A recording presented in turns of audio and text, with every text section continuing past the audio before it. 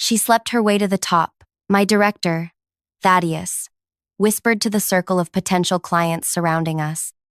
His voice carried just enough to reach my ears as I approached with a tray of drinks, a calculated move on his part. The crystal glasses trembled slightly in my hands as I registered what he'd said. 7 years of working 80-hour weeks, bringing in millions in revenue, creating award-winning strategies that transformed struggling companies into industry giants, all reduced to this vile insinuation. I watched their expressions shift, eyes darting between my face and my body, reassessing everything they knew about me through this new, tainted lens. I stood frozen, my professional accomplishments dissolving into nothing. Then the ballroom doors opened.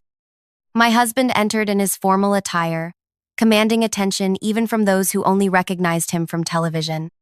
Supreme Court Justice August Reed, the man I'd married before either of us had achieved career success, the relationship I'd kept private to avoid exactly these accusations. Thaddeus's complexion drained instantly. His champagne glass hovered midway to his lips, suspended in shock as realization dawned. I'd never seen terror flash across my director's face before this moment. It was beautiful. Before I tell you what happened next, I want to thank everyone who's been supporting these stories. Many listen without subscribing. If you're enjoying this, please consider subscribing so you don't miss future uploads. The support means everything. Now, let me continue.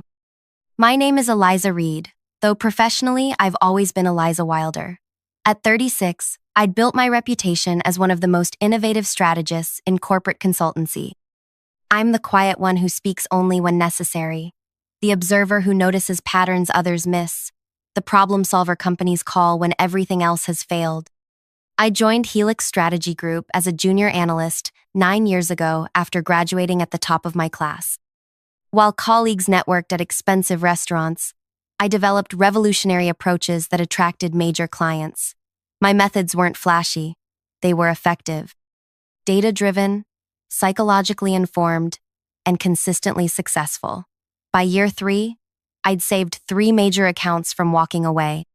By year 5, I'd brought in 7 new Fortune 500 clients. August and I met during our final year of graduate school. He studied law while I pursued business strategy.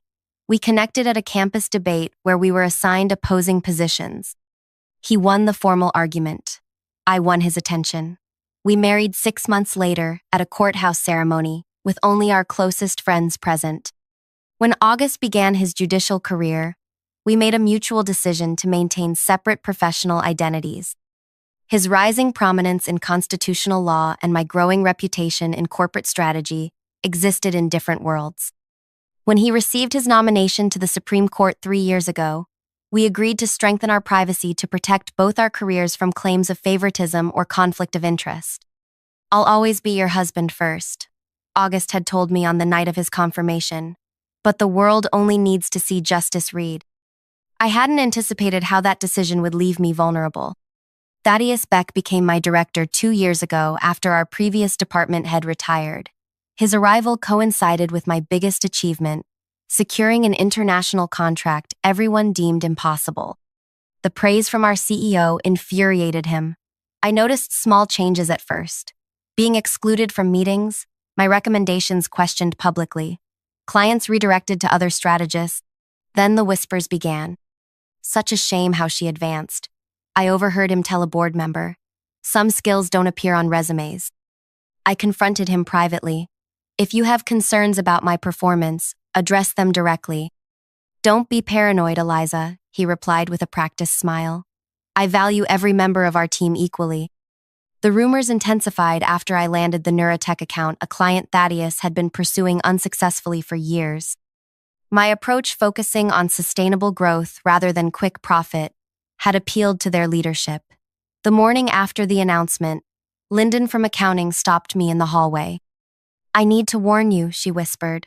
"Thaddeus is telling everyone you couldn't have achieved this legitimately." "What exactly is he saying?" I asked, already knowing the answer. "That you're sleeping with Neurotech's CEO. That it's how you've always moved ahead." Each promotion intensified his campaign. Each client meeting became a battlefield where I constantly proved myself while fighting invisible accusations. I documented everything, Every email, every conversation where he undermined me, every instance where I was excluded despite being the most qualified person for the project. I never confronted him again. Instead, I worked harder, smarter. I built a network of allies within the company who knew my work ethic. I maintained detailed records of every contribution, every innovation, every dollar I brought to the company. But the whispers continued, spreading beyond our firm. At industry events, I noticed the sidelong glances, the sudden silences when I approached groups where Thaddeus had been speaking. My reputation, built on years of excellence, was being systematically dismantled. The rumors reached August through a clerk who'd interned at Helix before joining his staff. He came home one evening to find me staring at my laptop, reviewing client data through tears of frustration. "What's wrong?" he asked, loosening his tie. I hadn't told him about Thaddeus's campaign against me. August carried enough burdens with his position. But that night, everything spilled out. The rumors, the sabotage, the humiliation of having to prove myself repeatedly despite my record. August listened silently, his expression darkening with each detail. When I finished, he didn't offer empty reassurances or suggest I quit. Instead, he asked a simple question: "When is your next company event?" "The annual industry gala next week." "Why?" "Invite me," he said. I stared at him. We agreed to keep our marriage private professionally. Some principles matter more than privacy. His voice was quiet but determined. "I won't stand by while someone destroys what you've built." The week before the gala crawled by, Thaddeus assigned me to host our newest potential clients, executives from 3 international corporations, considering 7-figure contracts with Helix. I prepared extensively, knowing they would be closely evaluating not just our services but me personally. The evening of the gala arrived. I wore a deep green dress, elegant but conservative. August would arrive separately, later in the evening. We had discussed our approach carefully. No dramatic confrontation, no scene that could reflect poorly on either of us professionally. Just truth, strategically revealed. The ballroom of the Avington Hotel glittered with crystal chandeliers and the jewelry of industry elites. I guided my group of potential clients through introductions, maintaining perfect professional composure despite the knot in my stomach. 2 hours into the event, Thaddeus appeared at my side. "Eliza, let me take over with our guests," he said smoothly. "The CEO wants to speak with you about the quarterly projections." It was a lie. I had just spoken with our CEO near the bar, but I nodded and stepped away. From across the room, I watched Thaddeus lean in, conspiratorially toward the clients I'd been cultivating for months. I didn't need to hear the words to know what he was implying. Their expressions told me everything. That's when the ballroom doors opened and August entered. At 41, my husband commands attention without seeking it. His presence carries the weight of his position without arrogance. Conversations paused as people recognized him, wondering why a Supreme Court justice would attend an industry gala for corporate strategists. I moved toward him, aware of every eye tracking my path. Thaddeus watched in confusion, then growing horror as August extended his hand to me. The terror spreading across my director's face was the first moment of satisfaction I'd felt in months. "Eliza," August said warmly, loud enough for those nearby to hear. "I apologize for being late. Court proceedings ran longer than expected." I took his hand, my voice steady. "I'd like you to meet some people." We moved through the crowd toward Thaddeus and the clients. Each step felt like reclaiming ground that had been stolen from me. My director attempted to retreat, but I gently touched his arm. "Thaddeus, I'd like to introduce my husband," I said. The clients looked between us in confusion, then shock as recognition dawned. Thaddeus's mouth opened, but no words emerged. "Justice Reed," one client stammered. "It's an honor." August smiled pleasantly. "The honor is mine. I rarely get to attend events in my wife's world. She's quite remarkable, isn't she?" The emphasis on wife lingered in the air. Thaddeus swallowed hard, his eyes darting toward the exit. "We've actually met before," August continued, focusing on Thaddeus. "Your company's workplace discrimination case files crossed my desk yesterday. Quite a fascinating pattern of allegations." Thaddeus stuttered. "What case files?" 5 former female employees have filed a joint lawsuit claiming systematic discrimination and defamation. Their evidence includes recorded conversations of you making remarkably similar accusations about any woman who outperformed expectations. August's tone remained conversational, but his words cut through the ambient noise of the gala. I've recused myself naturally, but I found the digital evidence particularly compelling. The clients stepped back slightly, creating distance between themselves and Thaddeus. I felt a wave of vindication watching the man who had tried to destroy my reputation scramble to salvage his own. Those are baseless accusations, Thaddeus managed. The commission might disagree, August replied, especially after reviewing those message threads where you discussed putting ambitious women in their place with other executives. I believe they're examining those tomorrow.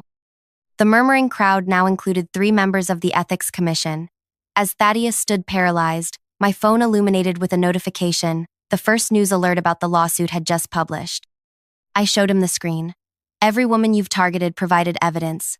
We didn't sleep our way anywhere, but you're about to fall based entirely on your own words. What happened next would change everything about my career, my privacy, and the power dynamics I'd navigated for years.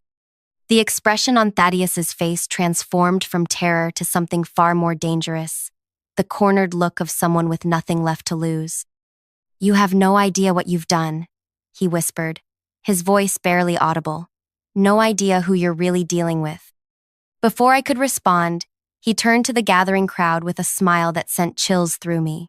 Ladies and gentlemen, he announced, since we're sharing secrets tonight, I believe there are a few more you should know about Eliza Wilder. Or should I say, Eliza Reed. The room fell silent as Thaddeus reached into his jacket pocket and pulled out his phone. Whatever he was about to reveal, I realized with growing dread, he had been saving it for precisely this kind of moment. Before Justice Reed arrived, Thaddeus continued, I was explaining to our potential partners about Eliza's unconventional methods. Let me demonstrate exactly what I meant. He turned the screen toward the clients, then began passing it around. With each person who viewed it, I watched their expressions change from curiosity to shock. What had Thaddeus been collecting? What was he showing them? August stepped forward. That's enough. No, Thaddeus replied. I don't think it is. The Supreme Court's Ethics Committee might find these interesting as well. After all, conflicts of interest work both ways, don't they, Justice Reed? The room spun around me as I realized this confrontation had just escalated beyond anything we had prepared for. Thaddeus hadn't just been spreading rumors, he'd been building a case against me. Against us. And whatever evidence he thought he had, he believed it powerful enough to threaten a Supreme Court justice. August's expression didn't change, but I felt his hand tighten around mine. We had walked into something far more complex than workplace rumors. As the phone made its way through the crowd toward us, I braced myself to discover exactly what Thaddeus had been hiding, and what I would have to do to protect everything I'd built. The phone reached my hands. On the screen was an email chain between August and the CEO of Neurotech, dated 2 days before I secured the account that had triggered Thaddeus's most vicious rumors. The subject line read, regarding Helix Strategy Group and Eliza Wilder. My heart stopped. I scrolled through the exchange, seeing August introducing himself as my husband to Neurotech's CEO, mentioning he'd heard they were considering strategic partners, and suggesting they give Helix, specifically me, consideration based on my track record. It was a personal reference, nothing more, nothing unethical, nothing that overstepped professional boundaries. But in Thaddeus's hands, carefully edited and stripped of context, it appeared that August had used his position to influence business decisions in my favor. This proves nothing, I said, keeping my voice steady. Doesn't it? Thaddeus's confidence grew as he addressed the room. A Supreme Court justice using his influence to secure contracts for his secret wife? I wonder how many other clients received similar persuasion. The ethics committee might. That's quite enough manipulation for one evening, came a new voice from behind us. We turned to see Nadia Emerson, CEO of Neurotech, standing with a glass of sparkling water in her hand. Her unexpected presence silenced the room. She moved toward us with the confident stride that had helped build her company into a technological powerhouse. "Mr. Beck, is it?" she asked, though she clearly knew who he was. "I'm curious why you're sharing private correspondence without context, especially when you've edited out key elements." She turned to the gathered clients and pulled out her own phone. The full email exchange included Justice Reed identifying himself as Eliza's husband for transparency, explicitly stating he was reaching out as a private citizen, and noting that he would understand completely if they chose not to respond to avoid any appearance of impropriety. My response thanked him for his transparency and informed him that we were already evaluating Helix's proposal on its merits alone. Nadia's gaze swept the crowd. "We chose Miss Wilder's strategy because it was superior, period. I find it disturbing that someone would deliberately misrepresent this interaction for professional sabotage." Thaddeus's moment of triumph crumbled. I watched his confidence fracture as Nadia continued. "In fact, Mr. Beck, your proposal to Neurotech was rejected because it recommended aggressive cost-cutting measures that would have compromised product quality. Ms. Wilder's approach preserved quality while finding efficiencies elsewhere. That's why she succeeded where you failed." Nadia's words were precise, professional, and devastating. Thaddeus attempted to recover. "That may be your interpretation, but—" "It's not an interpretation," Nadia interrupted. "It's documented fact. Just as it's documented fact that you attempted to contact me privately after we signed with Helix to suggest that Miss Wilder was unqualified. You implied she had secured our business through improper means. I terminated that conversation immediately and reported it to your CEO." The crowd shifted uncomfortably. Several people moved away from Thaddeus, creating a visible circle of isolation around him. "Mr. Beck," August said quietly, "defamation has legal consequences beyond workplace discipline." "This isn't over," Thaddeus hissed, but his bravado had evaporated. He backed away, then turned and pushed through the crowd toward the exit. The tension in the room gradually dissipated as conversations resumed. Several people approached to express support, including two of the clients Thaddeus had been poisoning against me. Nadia exchanged contact information with them, casually mentioning how pleased Neurotech had been with my strategies. As the evening continued, I should have felt vindicated. Instead, I felt hollow. The public support was gratifying, but the damage to my privacy was done. Everyone now knew about my marriage to August. The separation of our professional lives, something we had maintained for important reasons, had been shattered in a single evening. Later that night, as we drove home in silence, August finally spoke. "I'm sorry, Eliza. My suggestion to attend the gala created exactly the situation we've always tried to avoid." "No," I replied, staring out the window at the passing streetlights. "Thaddeus would have escalated his campaign regardless. At least this way, we controlled some of the narrative. What happens now?" I turned to look at my husband, this brilliant, principled man who had stood beside me tonight. Now I finish what Thaddeus started. The next morning, I received a message from our CEO requesting an immediate meeting. When I arrived at his office, he wasn't alone. Our chief legal counsel and the head of human resources sat beside him, their expressions grave. "Eliza," the CEO began, "first, let me apologize for what you've experienced under Thaddeus's leadership. We were unaware of the extent of his behavior until recently." "Until the lawsuit," I clarified. The CEO nodded. "The 5 former employees filed jointly last week. Their evidence is substantial. We've placed Thaddeus on administrative leave pending investigation." "I appreciate that," I said carefully. "However," the legal counsel interjected, "we need to discuss your situation. Your relationship with Justice Reed creates certain complications." "My marriage has never influenced my work," I stated firmly. "We're not suggesting it has," the CEO assured me. "But perception matters in our industry. Clients might question whether your connection to Justice Reed gives Helix an unfair advantage." I understood the subtext immediately. They weren't firing me, but they were preparing to distance themselves from any controversy. After 9 years of exceptional service, I was becoming a liability. "What are you proposing?" I asked. "A lateral move," the HR director suggested. Same compensation, but in a research position with less client contact until this situation resolves. A demotion disguised as a transfer. After everything Thaddeus had done, I was the one being penalized. I need time to consider my options, I said, rising from my chair. Of course, the CEO replied, relief evident in his voice. Take the week. We value your contributions, Eliza. We just need to manage this situation carefully. I walked out of that office with perfect composure, collected my laptop and a few personal items from my desk, and left the building. In my car, I finally allowed myself a moment of pure, unfiltered rage. Thaddeus had done this, destroyed my privacy, damaged my professional standing, and forced me to choose between retreat and confrontation.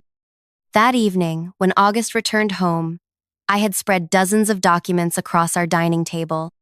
Financial records, emails, performance reviews, client testimonials, 9 years of my professional life laid bare. What's all this? He asked. Evidence, I replied without looking up. I'm not accepting their offer to hide me away. August studied the papers. You're building a case. I'm taking control of the narrative. I finally met his eyes.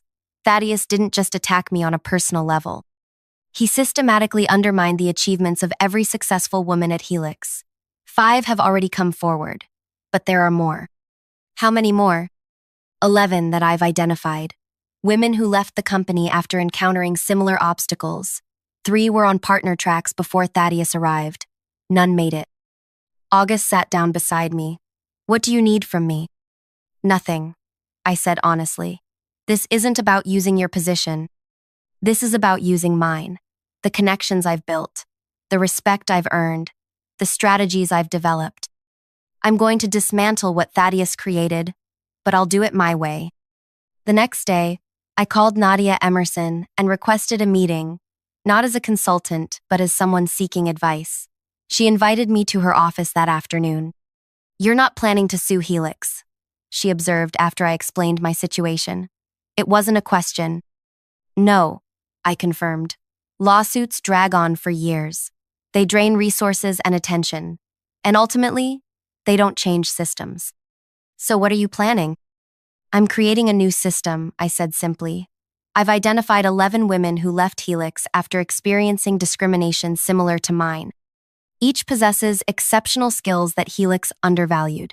Together, we represent expertise across every aspect of strategic consulting. Nadia's expression shifted from curiosity to interest. You're starting a competing firm. I'm creating an alternative, I corrected. One built on the principle that talent deserves recognition regardless of gender. One where achievement is measured by results, not relationships. That requires capital, Nadia noted, and clients willing to take a chance on a new entity. Yes, I agreed. It does. Nadia studied me for a long moment, then smiled. Neurotech's contract with Helix includes a clause allowing us to follow key personnel if they leave the company. Did you know that? I wrote that clause, I admitted. Standard protection for clients to ensure continuity of service. How convenient. Nadia reached for her tablet and began typing. I'm sending you contact information for 3 other CEOs who have expressed frustration with their current strategic partners. All 3 value innovation over tradition. All 3 would appreciate your approach. By the end of the week, I had secured preliminary commitments from 7 former Helix employees to join my venture. Each brought unique expertise and their own client relationships. Each had a story about Thaddeus or the culture he had fostered. Together, we represented over 50 years of combined experience that Helix had discarded or devalued. I hadn't responded to the CEO's offer of a lateral move. Instead, I prepared my resignation letter, effective immediately. August supported my decision completely, though we both understood the risks of starting a new business. This isn't just about leaving Helix, I told him as I finalized my business plan. It's about creating something better. I know, he replied. That's why you'll succeed. 3 weeks after the gala, I launched Prism Strategies with 9 founding partners, all women who had left Helix under Thaddeus's leadership. We secured office space in a renovated industrial building across town. Our founding principle was simple: excellence recognized and rewarded. regardless of gender or background. News of our launch spread quickly through industry channels. By our third day of operation, we'd received inquiries from 15 potential clients, including 3 who were currently contracted with Helix. Nadia publicly announced Neurotech's decision to follow me to Prism, citing exceptional results from my previous strategies. Then came the moment I had been quietly preparing for. Thaddeus, still on administrative leave but confident in his eventual reinstatement, filed a lawsuit against me alleging breach of contract, client poaching, and defamation. His legal team demanded emergency injunctions to prevent me from contacting any Helix clients. He expected me to fight back through legal channels, a process that would drain Prism's limited resources and distract me from building my new company. He expected fear and retreat. He didn't expect what happened next. I called a press conference, not to defend myself against his accusations, but to announce Prism's advancement initiative, a program providing mentorship, resources, and capital to women starting businesses after experiencing workplace discrimination. Our first recipient, Lyndon from accounting, who had warned me about Thaddeus's rumors and subsequently been passed over for promotion 3 times despite outstanding performance reviews. Prism Strategies believes that talent deserves opportunity. I told the assembled reporters, we're committing $1 million over 5 years to help women rebuild careers after experiencing systematic barriers to advancement. The announcement generated extensive coverage. 3 major business publications requested interviews about the initiative. During those conversations, I never mentioned Thaddeus by name. I didn't need to. His lawsuit against me became part of every story, the perfect illustration of the problem our initiative aimed to address. Potential clients noticed. Within days of the press conference, our inquiry list doubled. 2 women who had declined my initial invitation to join Prism reached out to reconsider. Most significantly, Helix's board of directors called an emergency meeting to discuss the company's public image crisis. 2 days later, Thaddeus was terminated. The official statement cited conduct inconsistent with company values, but everyone in the industry understood the real message. Helix was cutting losses. Thaddeus's lawsuit against me was withdrawn the same day. I should have felt victorious. Instead, I felt determined. This wasn't just about punishing one man for his actions. It was about changing the environment that had protected him for so long. 6 months after launching Prism, we had grown to 23 employees and secured contracts with 15 major clients. Our revenue exceeded first-year projections by 40%. The Advancement Initiative had supported 6 women in launching their own businesses, creating a network of mutual support and opportunity. Helix, meanwhile, struggled. After Thaddeus's departure, 3 more senior strategists left to start their own ventures.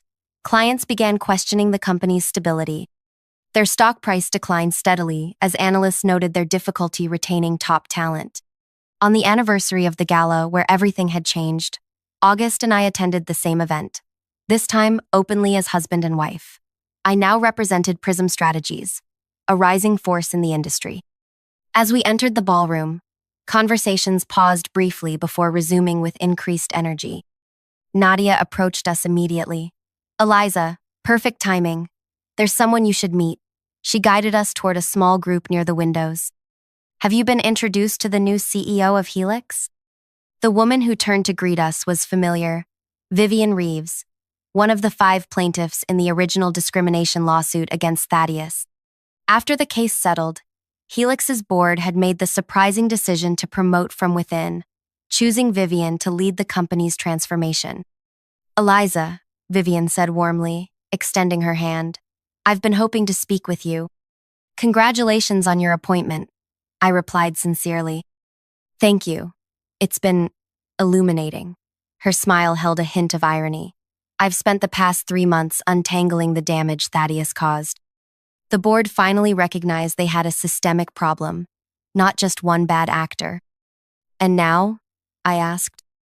Now we rebuild, Vivian said, with a focus on merit rather than gender, with transparency rather than whispers. She glanced at the crowd around us. Some things had to be dismantled before they could be reconstructed properly. Later that evening, as August and I prepared to leave, I noticed a familiar figure standing alone near the bar. Thaddeus had aged visibly in the past year. His once confident posture had diminished. According to industry gossip, no major firm would hire him after details of the lawsuit became public. He had eventually found position at a small regional consultancy, a dramatic step down for someone who had once directed strategy for multinational clients. Our eyes met across the room. For a moment, I considered approaching him, not to gloat, but to acknowledge the strange symmetry of our situations. A year ago, he had tried to destroy my reputation with whispers and insinuations. Now he stood alone, his own reputation in ruins, while I led a thriving company built on the very talent he had tried to suppress. Instead, I simply nodded once in his direction, then turned away.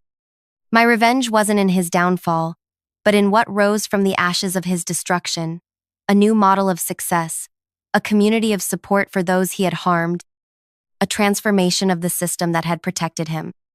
As we walked toward the exit, August took my hand. "Are you satisfied with how things turned out?" he asked quietly. I considered the question carefully. "Not satisfied," I finally replied. Determined. This was never just about Thaddeus or Helix or even my career. It was about changing what happens when someone says, "She slept her way to the top." "And have you changed it?" I looked back at the ballroom, at Vivian leading Helix in a new direction, at Nadia speaking with 2 recipients of Prism's advancement initiative, at the industry that had begun, slowly but perceptibly, to evolve.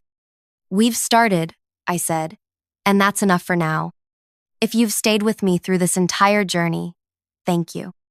Stories like mine happen every day in workplaces around the world. Talented people facing barriers built from whispers and assumptions rather than facts. If this resonated with you, please consider subscribing to hear more stories of justice and transformation. Your support helps these narratives reach those who need them most. Remember that real change doesn't always come from destroying what exists, but from building something better in its place.